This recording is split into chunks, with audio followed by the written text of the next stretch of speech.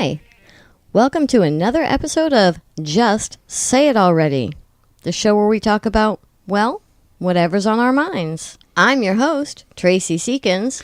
And I'm your co-host, John Seekins. Okay, so I've noticed lately that you've been pretty stressed. Come on. First of all, as I've mentioned before to our listeners, I manage an RV park, and that's a little stressful. Never live where you work, because there's no vacation. There is no off time.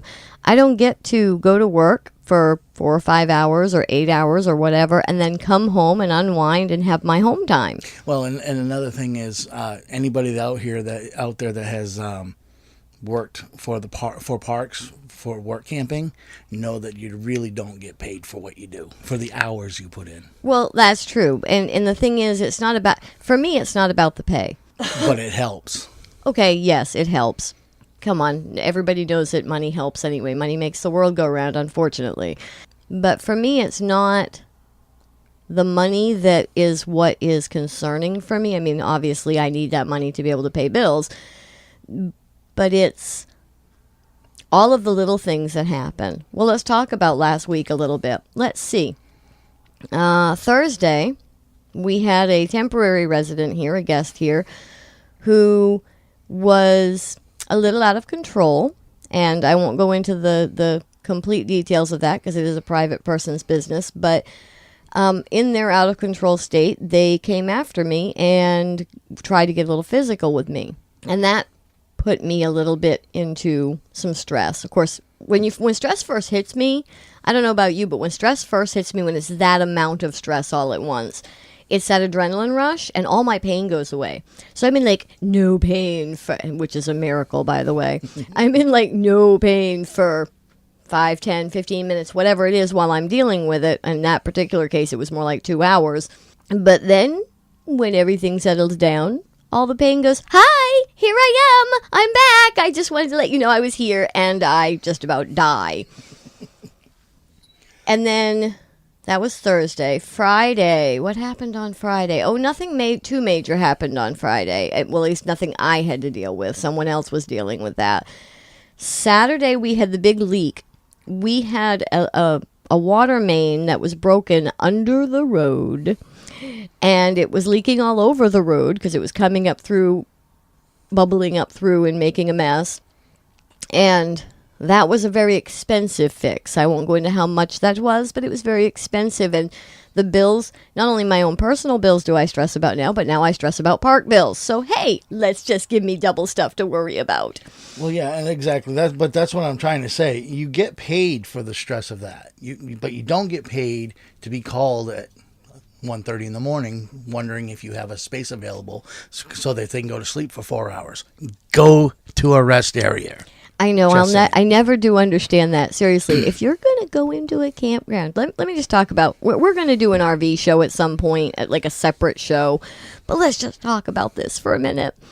If you're going to go into an RV park at like 2 a.m., first of all, don't call them. It's not like a hotel. We're not on 24/7. There aren't 15 different people who take the office phone. That's just me. And at 2 in the morning, I'm asleep. If you're going to come into the campground, this is what you do. You go into a spot that is empty, because at 2 in the morning, trust me, nobody's coming in behind you, especially if you're leaving at 7 in the morning, which, yes, this does happen, people. And almost every campground has a drop box near their office so that you can just drop in some money and say, hey, I was here, sorry, I'm gone, and here's the money. But seriously, I can't understand how people want to go into a campground and pay $30 or more, right? Because some are much more, to spend 4 hours. Right. No, a rest area, for 4 hours. A truck stop, a rest area, a Walmart. If you're going to stay for a couple of days, then go to a rest area, stop for the 4 hours that is from 2 to 6 or 7 or 8, and then call and get. And we did that. I remember doing that. We'd pull into a Walmart. We'd go, oh, you know what? It's 4 in the morning. We got here earlier than we expected. Let's just pull into a Walmart, take a nap, and we'll call the campground in the morning. And I think we've done that several times when we were traveling. Well, it's etiquette and courtesy. I don't think a lot. I don't believe that a lot of, especially new campers, Realize that it's not like a hotel. It doesn't work the same way. right. The only problem is please be courteous to pay too. I mean, if you're going into a place, even though somebody doesn't knock on your camper, go, hey, welcome, and you leave before they do, still you should stop and at least pay. And I think most people do. I mean, I know that there's people that don't. I know people do sneak in and do that. I've seen it happen. But I think most people, especially people who've camped for a while, are pretty courteous about that and do actually drop money in the drop box. Saturday, I won't go into the details of that either, but there was a very interesting car accident in the park. Only one person was hurt. It could have been a lot worse. And she's doing better, I hear. And she is doing a lot better now, and for our listeners, you know, this is a very much older lady who was pretty severely hurt, 5 broken ribs. Say a little prayer for Miss M. That's all I'll say. She's going to take some time to heal, but it was a pretty severe car accident, and that was a couple hours dealing with that. Plus, on that same day, we had that really good country band. Look up Wendy Lynn Snyder. She is incredible. Hey, I just found out that she sold some CDs while she was here. I'm really happy to hear that. Good. Yeah. Good for her. She was just incredible. And unfortunately, I didn't get to sit and listen to No, all neither of did the I. show because I was dealing with the car accident and all of the aftermath of that. But this is all going on at the same time. So Saturday, I didn't get any time off because of that. Sunday, I think was relatively quiet. Or no, that was Sunday. Yeah, Wasn't that was, it? Yes, that was Sunday. So I'm off on days a little bit, but that was Sunday. And then Tuesday or Wednesday, one of the transformers in here that runs our electric just kind of went poof, random And occurrence. it went bang. Yes. It sounded like somebody else hit something. And here's the odd thing. That transformer was sitting right by where this car accident happened. It was not because she hit it. Nope. It was a random occurrence, and here's the scary thing. That's where she was sitting while the EMTs were giving her, you know, the aftercare from That's the amazing. accident. I am so glad that didn't happen the same day. What an awful day that could have been. Right. But it was a her. random for her and for a lot of us. But it was a random occurrence. And fortunately, the energy company here was very good about getting in very quickly and getting it fixed. We were only without power for maybe 2 hours. Right. But this was one thing after another, and then so basically that was supposed to be my 3-day weekend, which I didn't get. And then the next weekend, the person who takes the phone on the weekends went and had some work in their mouth done, some teeth pulled. So I had it all that weekend as well. This is the first weekend I've had off really had off in about 3 weeks, even though she's been taking the phones. I was going to say, she does give you relief every now and then. Yes, which even is though good. she's been taking the phones, it's just been so busy around here that I still haven't actually had any real downtime. And so I got very overwhelmed last week and the week before. Over the last 2 weeks, let's say, I got very, very overwhelmed. I got very stressed. And of course, here's the thing. People don't realize all the stuff that I'm dealing with because they're dealing with... They see what they see when they're right in front of Right. So they're dealing with, oh, my pipe burst, or oh, my electric went off, or this or that. And they, you know, the big thing, obviously, the car accident, the whole park knew about. So they see some of the bigger stuff, but they don't see all the little things that I have as well. And they don't know the bills that I have to pay and the things that I have to keep track of and all of the work that I do in the office and when I'm away from the office, too, because I'm on here on my computer at home doing the Facebook advertising, making sure that we're getting people coming in for the park-wide yard sale, which is next weekend, making sure that the park stays full, answering the phones, taking reservations, all of that stuff that they don't see, so that when Tracy suddenly snaps, which I kind of did last week, let's just say I just said it. Someone approached me during one of my really bad days and says something. They looked at me and said, you know, you're going to have to fix that for them. Dude, I don't know what you're thinking. I have no idea what the rest of that sentence actually was supposed to be. Speak in full sentences. I'm already irritated. I didn't even want to come out of the house. I came out because you had called and asked me to do a favor for somebody. But I tried to have this conversation. And here's the problem. When I know I'm right, I will dig my heels in, and I was right. And I tried to drive off, and they started to make a comment, and I turned around, and I just said it. I said, listen, I've got about this much patience left, and you might want to stop talking. And guess what? They stopped talking. Let's be honest here. A lot of people that pay for rent, whether it's a day, a week, a month, or year, they don't care what you go through. They are all about them. They paid for it. They get it. And if you don't like it, and and here's the thing, I understand that because I've been on both sides. I've been the customer too. Well, sure, but let's think about this though. If I was going to Walt Disney and paying $4,000 to stay there a week, okay, you got a point. But you're here for $265 a month. You're not all that in a bag of or chips. $350. Well, actually, you're here for $350 a month if you're temporary. Right, but again, you're not all that in a bag of chips. You do not own a world. You pay for your lot rent, and that's about it. I mean, everything else is pretty much free. Well, and here's the thing: we're also. I don't think people realize it, but we're the kind of people who'll drop everything to help someone. I mean, we had someone at the beginning of the season who got into a little accident out in the world.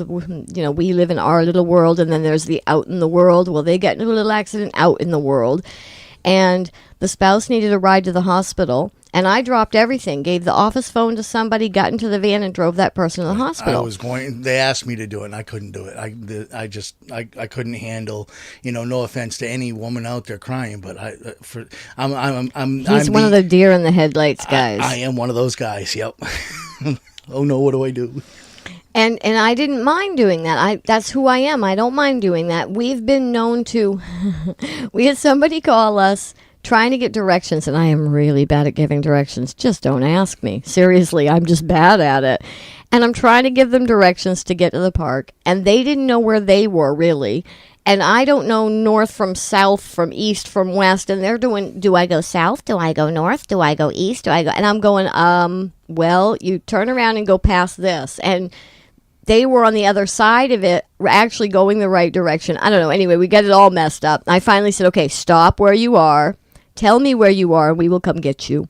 And we did. We got on the motorcycle. We drove right down to where they were, and we led them back to the park. And here's the thing. They drove in, drove around the park, and drove right out. Yeah, they decided it wasn't for them, and that's okay, too. But what I'm saying is... I don't care. I mean, you just saw that we helped you. We came out of our job. We came out of our job. We came to you and led you to us. The most you could do is at least spend one night to at least pay for the courtesy of it. I mean, come on. She didn't even stop. She didn't even stop and say thank you. That was the problem.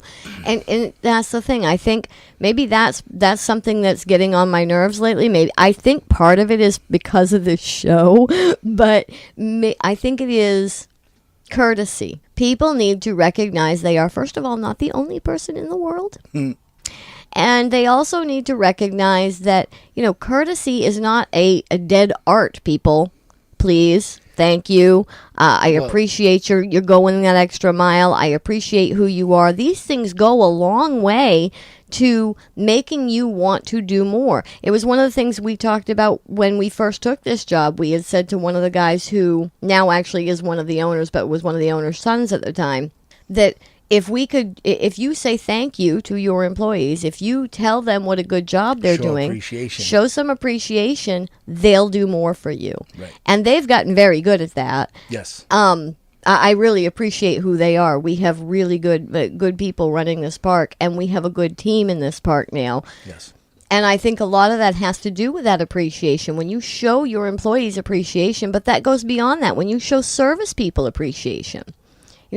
At a restaurant, we went to a restaurant with some folks one time, and they were paying. And that's awesome. Thank you for inviting us. That's a wonderful thing. And we get ready to leave, and they left the most minuscule tip. $2. Oh, and there's like 7 or 8 of us. It was like a $50 or $60 bill, and they gave them $2. And we were just mortified because John and I, we believe you always leave, first of all, you always leave at least $5. Anything under $5 to me is just an insult anyway. So you always leave at least $5. And they left 2. And it was like 8 of us at that table. It should have been a much, much bigger tip And they anyway. they were paying with a credit card, so it wasn't even the fact that they didn't have any cash on them. They were paying with a credit card. They could have got. See, the other night, last night we went to a place.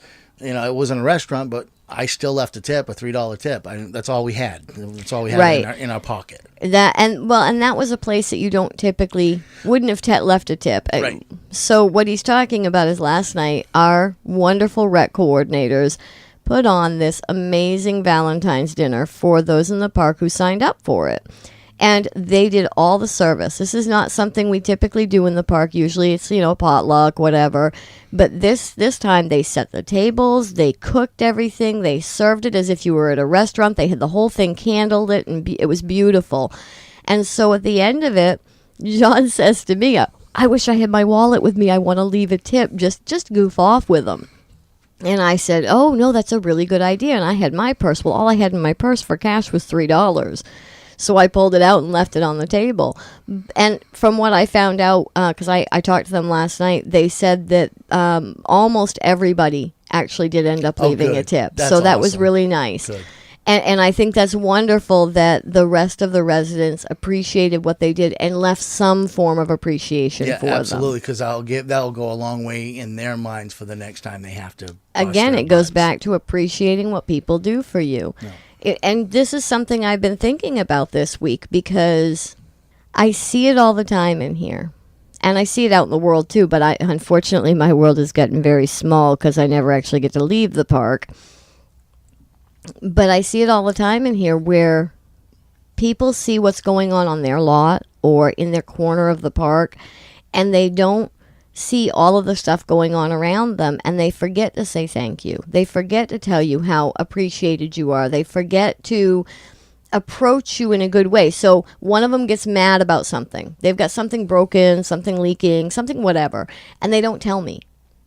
And a week will go by and they haven't told me. And 2 weeks will go by and they haven't told me. And listen, there's 108 lots in here. I don't see everything. You have to tell me if you want something fixed. Well, the problem with it is they do. They'll say it to me, and I am so scatterbrained at most of the times that I don't remember to come back and tell you. So, I mean, what they need to do is come to the manager. Let the manager know so the manager can write it down and remember and tell the maintenance people afterwards. Oh, let's be real. Sometimes I forget too. But honestly, there have been times. But you're in an office. You have a piece of paper. Right. You could write it down. I can't. Well, but here's the thing. Sometimes they don't tell me. Sometimes they don't tell either of us. And so then 3 weeks down the road, they're furious this hasn't been done because apparently I'm psychic and I'm just supposed to know. And instead of coming to me and saying, hey, listen, this is going on, they come to me and they're like, this is blah, blah, blah, blah, blah. And I'm just, whoa, hello.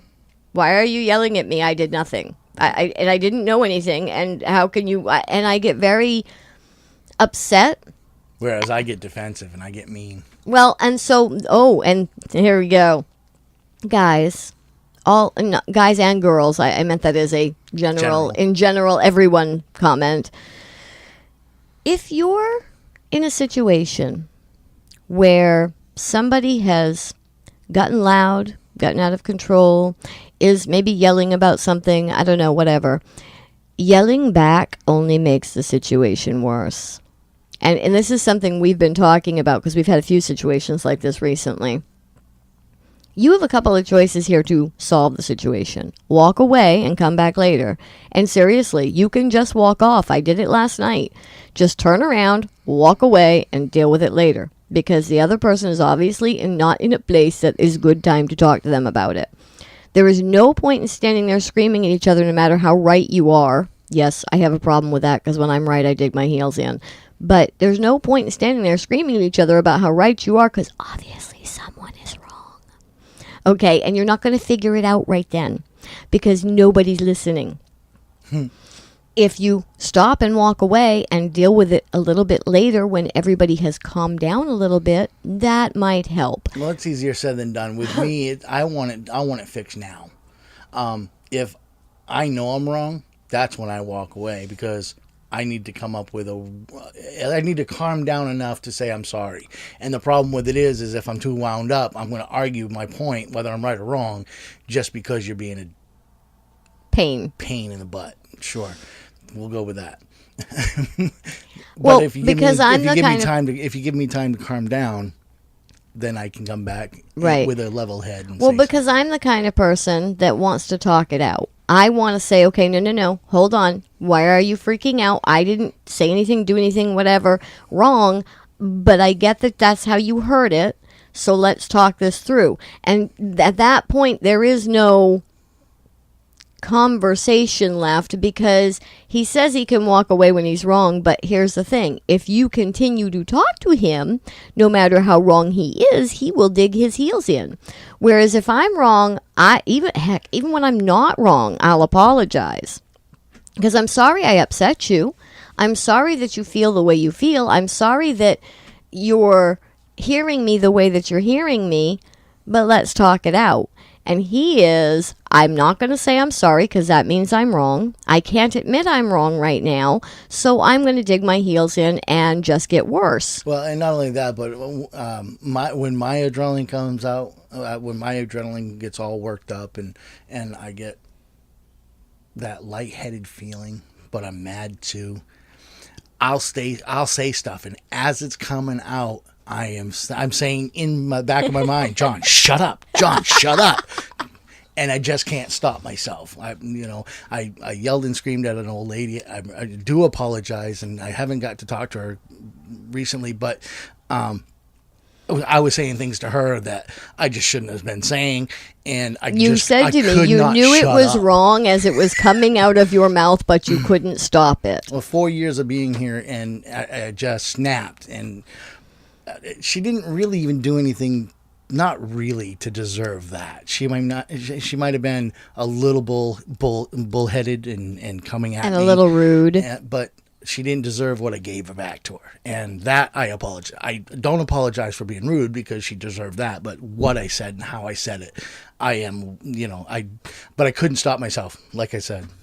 Well, and there's been times where you and I have gotten into it, and it's been over the most inane misunderstanding with you heard me differently. Well, here's the other thing. Because of his social anxiety, a lot of times he'll hear things differently than what you mean anyway.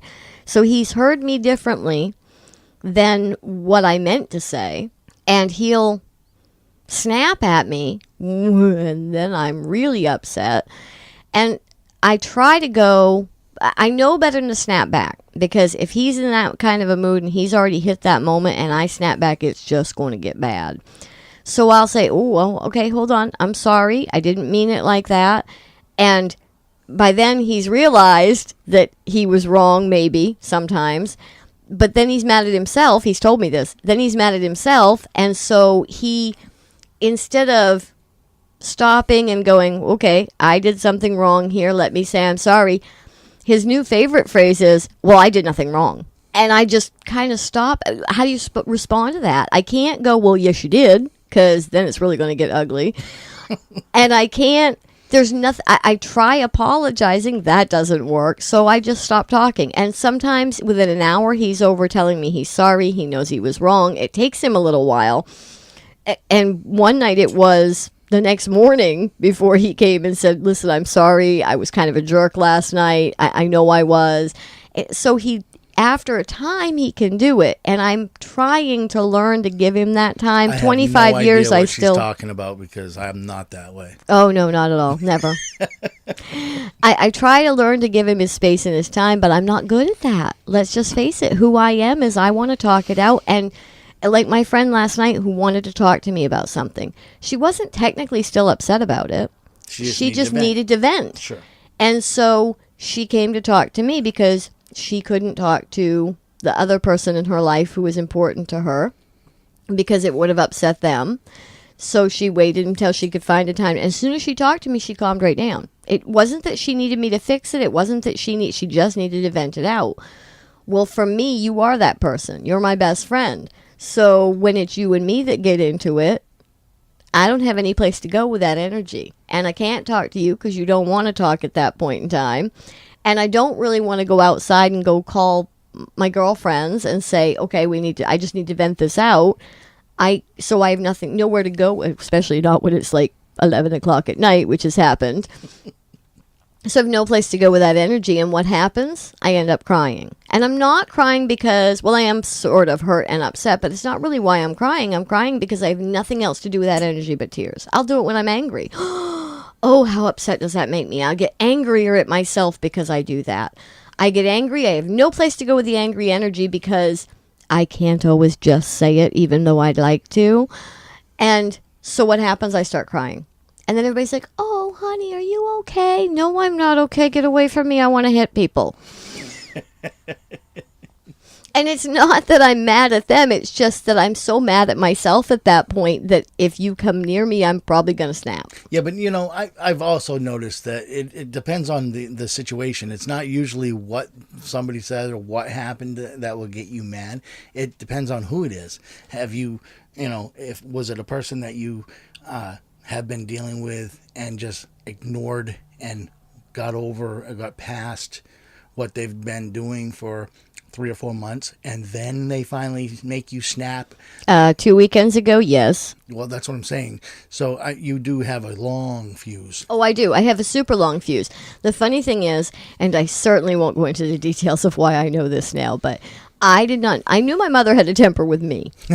I did not, in fact, know she actually had a temper like me. No, I was actually shocked when you told me this story. So I get on the phone with my mom this weekend, and I don't know, I've been so frustrated and so overwhelmed that we got in a conversation about all this. Honestly, it started talking about Texas Hold'em because I don't know if you realize, but my mother now plays Texas Hold'em online. No, right. That's cool. And so we got talking about the clowns that come in the rooms and all the garbage that they talk and how they're trash talking each other, and she can't stand it, so she'll cover the chat part of the screen because she doesn't want to have to see it or listen to it. Right.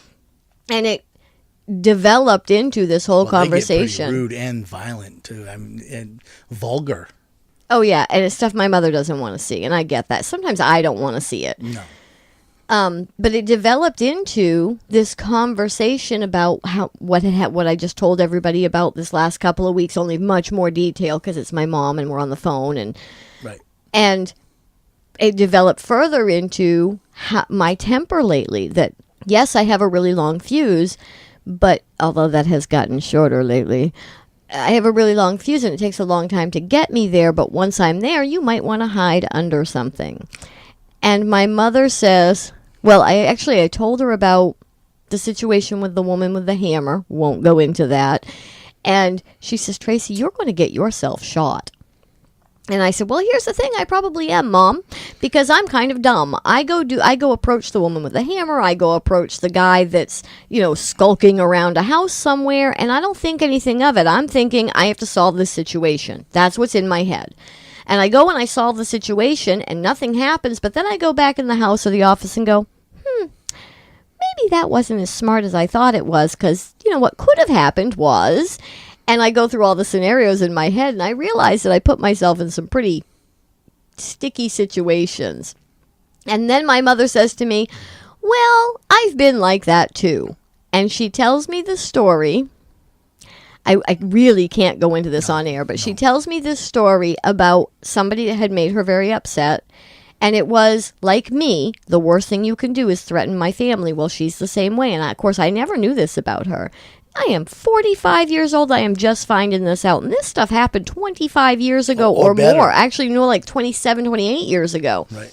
And she tells me that, this person who had upset her because not only had they been threatening and making comments about her family, me, because I am an only child, but also to her house, all of these things. And she just snapped. And she did something that was put her in a sticky situation because she did approach them and was very threatening to them. And had they been a different person, she could have gotten hurt. But I was impressed and shocked and holy crap. And then I realized, oh, I get this from you. Because my dad had a temper, but his temper was, if I'm mad at you, I just stop talking to you. That's me. I absolutely do that until I get too mad. Yeah, well, he would stop talking for months at a time. Well, yeah. Like 6 months one time, he got mad at me for some stupid little thing and didn't talk to me for 6 months. So, and he was just good at it. And that was his way of handling things. And for my mother, that's different. She has a long fuse, like me. But when she hits the bottom of that, her brain snaps and she doesn't always think before she speaks or before she acts. And I'm like that. I don't think before I speak or act when I have hit that point. I said it to somebody the other day on the porch. I said, I said something about my filter, and if I did a certain thing, I'd lose my filter. I didn't have my filter. It's some medicine that I take, and when I take it, my filter just completely goes away, whatever little filter I have. And she looks at me and goes, "You have a filter?" Wait, what? And I said, yeah, because if I didn't, you'd really not like me. Yeah, you know what her filter is? Her shirt over her mouth. Oh, That's about stop as thin it. as it is. No. Well, okay, it might be that thin, actually. But I do have some filter. And she goes, "No, seriously, you have a filter? I didn't think you have a filter. That's part of what I like about you." And I went, "Listen, we all have a filter. We don't always all engage it, but we all have one." And mine, yes, I am very blunt. I've had people tell me that part of what they like about me is I'm blunt. I don't We're not sugarcoat plastic. stuff. No, well, I don't sugarcoat stuff. If I feel something, think something, like last night in my conversation with my friend who was venting, I just said a few things that I thought about afterwards and thought, geez, I could have phrased those better. I think she recognizes that I can be kind of blunt sometimes, especially when I'm trying to solve a situation. Like if I'm just sitting talking to you, yes, I'm blunt, but I'm probably not going to say some of the things. But if I'm trying to solve a situation, which in that case I was, sometimes things pour out of my mouth that I just don't know where they come from, and I don't know how to stop them, kind of like you when you're mad. See, when I'm mad, my filter engages. Most of the time, okay, not all of the time. Let me say, there was this one person in this park who I've never had anybody make me so angry in my life. Well, no, once, one other time in my life. But this person, my fuse went from, as long as the camper to as long as my pinky nail. It's funny because usually we don't get involved with other people's lives because we had to go through it ourselves. We had to learn our own mistakes and things like that. But there are just people out there that you just want to shake. And that guy, you absolutely just wanted to shake him. Oh, what would that I could have, I'm telling you. And that's the thing. I try to mind my business most of the time. No, I do. Okay. Yeah, I do mind my do. business. Sure. Now I do? Yeah, well, okay, I was going to elaborate. I think so. When you have really close friends, you stick your nose in sometimes where it shouldn't be. And maybe it's my social anxiety that makes me think it. Maybe you should have every right. I don't know. But to me, it's like, I would never have said that. Shoot, I would never have done. What? Are you kidding me, Tracy? Are you still really? I think that's part of... I used to, for a really long time, want everybody to like me. We've talked about this. Why do I have this need for everyone to like me? I don't anymore. I have decided, and actually my friend Tanya says this all the time, your vibe brings your tribe. So your vibe that you put out brings in those people that are supposed to be in your life. That's why I was always in trouble. When your vibe attracts your tribe. So, yeah, because you attracted your tribe, all right. I'm not going to say any names because I'm pretty sure they listen. But so for a long time, I wasn't attracting my tribe because I wanted everybody to like me. So because I wanted everybody to like me, I wasn't being real all the time. I was morphing into what this person needed or what that person needed or what that person needed. But my truly close friends, that's who I was me with. And that's the ones who'll tell you I'm blunt. Because some people will go, what? She's blunt? What? She has no filter? I don't see that in her. But my really close friends knew that about me because I was really real with them. I would just, okay, oh, you're having this situation. Here's what I think about it. I would always tell you, this is just my opinion. Do with it what you want, but here's how I feel about it. And I've had people call me and ask me for advice, and I go, I don't really want to comment on that. And they go, no, we know you're blunt. That's why that's why we called to ask you. Yeah, don't ask if you don't want to hear the real truth. Okay, because you asked me, you were going to get it. Now, okay, let's make sure people know. My wife is not plastic, not even close. She is not fake with anybody. If you ask her something, she'll tell you. You ask me a direct question, you're going to get a direct answer. You better hope like you it or want not. it. Sure. So when she says she morphed into other people for these other people, it wasn't that she was being fake or plastic. It was her trying to fit in more than anything. Because again, even with them people, I'm sure if they would have asked her a direct question, she would have back then would have given them probably a softer question. Yes, it would have been an honest answer, but it would have been much more softened. And that's the thing, because I wanted to fit in. You hit on that right there. I wanted to fit in so badly that I would do everything I could to do that. Well, I'm not looking to fit in anymore. I'm looking for those who fit in with me. Right. Now I'm professional. See, now I had someone last year accuse me of being fake. And I flipped out on her because, listen, lady, you want me to not be fake? Let me tell you just exactly what I think of you. But she pushed me to tell her.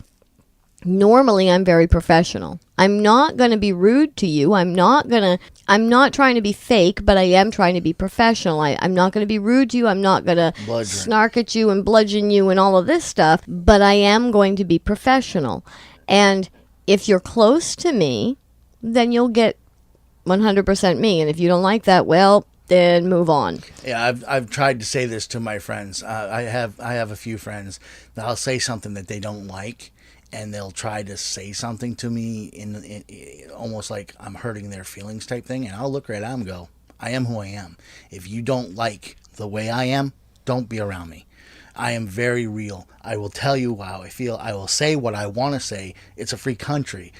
I can't wait until I'm 65, because when I get to that age, everybody's just going to go, oh my God, he's just an old jerk. But now they will not. For some people, what I don't like is I have a few friends that they'll run their mouth about their other friends, and when those other friends come over, they'll be all chummy with them, and I'm like, really? So what are you saying about me when I'm not around? If you're doing it to them, you're doing it to everybody. I had one of my friends say, once a cheater, always a cheater. Well, it goes that way too. I don't necessarily, but I don't agree with that. Fake. I don't agree with either of those things. I think everybody's capable of change. I really hate that thing. Once a cheater, always a cheater. Because come on, you and I have both had our issues. Well, yes, we've had our... And we're 26 years into our relationship now, and that we would never. I don't even think about exactly. Anybody else. So I don't agree with once anything, always anything. You have a choice. You can change. Now, I think that once a cheater, always a cheater, once a fake, always a fake, once a liar, always a liar, those things, they're the norm. The more norm, because I think to change, you have to look inside yourself and want to change and recognize those things in yourself that are problematic and recognize them as problematic. And not everybody's capable of doing that. One of the things that drives me absolutely insane in this park is when I have to ask someone to leave. Now, I haven't had to do it too many times, thank God, because I hate doing it. But I have had to evict a few people and ask a few people to leave. And when I've done that, the first response is to get angry at everybody else in the park. I'm the last one. They throw everybody else under the bus. They will start hollering and screaming and hooting and whatever about this one gets away with this and that one does that and this one does this. And then when that doesn't work, they will start on me and all the bad stuff I do and all the stuff I do wrong and how I need to be doing things differently. And listen, baby, if you think you can do it better, here's the keys. And if that doesn't work, then it becomes lawyers, and that just makes me want to laugh. Yeah, so hard. That's that. So instead of looking inside and recognizing what you have done or what you might be doing that you could be doing differently, and saying, "Hey, I'm sorry. You know what? I can change this if you give me another chance." Now, some of them I would do that with if they didn't turn into psycho, let me throw everybody under the bus. Some of them, the situation is so extensive I can't. Right. But if you make the effort and say, you know what, you're right. I shouldn't have done that. Let me change that behavior. And you don't even have to say it. You just have to show it. Well, and then show it. That changes. That tells me that you're capable of looking inside, you're capable of recognizing what's going on, and you're capable of taking fault in yourself. I've apologized for things that I've done.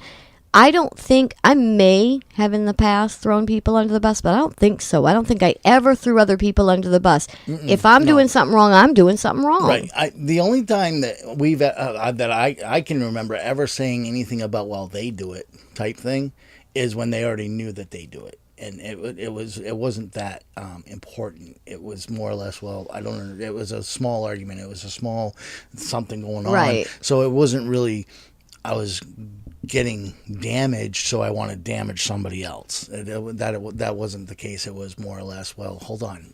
I just saw them yesterday, and you didn't say a word to them, and I saw you see them. Well, but here's the other thing. I hate when people say that to me because you don't know what I've said to them. I am not the kind of person to call other people out in front of a group. I will wait until I can get you aside and do it in private because it is nobody else's business what I'm saying to any other person. Oh, absolutely. So the thing is, you may, and that's the thing, people see it as, well, you didn't say anything to them. Well, you have no idea the conversations I'm having with them. Right. All right, well, we have run way over. This is going to require a crap load of editing. So unless we're going to split this into 2 shows, we're going to cut this here because I got an idea this is going to run as a long show anyway. So we will be back next week. Join us every Wednesday for Just Say It, and we'll see you soon. Hey guys, like what you hear from John and I? Want to hear even more? Join our support community at www.patreon.com/justsayit. You'll get extra recordings, videos, exclusive community posts, and even more. Plus, hey, you'll be supporting the show as we're growing. Don't forget to take a look at www.patreon.com/justsayit. Thanks all. We'll see you soon.